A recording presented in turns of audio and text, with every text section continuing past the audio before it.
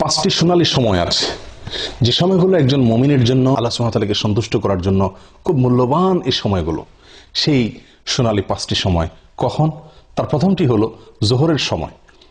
তখন আল্লাহ সুবহানাহু ওয়া তাআলা আসমানের সমস্ত দুয়ার সমূহ খুলে দেন। 2, আজানের পরে। আজানের পরের যে সময়টুকু, আজানের পরপর কিছু সময়, এই সময়ও আল্লাহ সুবহানাহু ওয়া তাআলা আসমানের দুয়ার সমূহ খুলে দেন। 3 নম্বর যে সময়টি সোনালী পাঁচটি সময়ের ভিতরে, সেটি হলো এক সালাতের পরে অপর সালাতের জন্য যখন মানুষ অপেক্ষা করে। নাম্বার 4, ভোর রাত বা রাতের শেষ প্রহর। এটি অত্যন্ত মূল্যবান সময়ের মধ্যে থেকে একটি।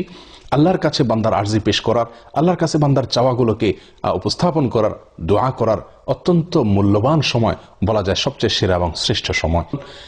এরপরে 5 নম্বর সোনালী সময় যেটি, সেটি হলো একটি গুরুত্বপূর্ণ দোয়া, যেটিতে আল্লাহ তাআলার বড়ত্ব, আল্লাহ তাআলার প্রশংসা এবং আল্লাহ তাআলার পবিত্রতা বর্ণনা করা হয়ে থাকে। আল্লাহু আকবার।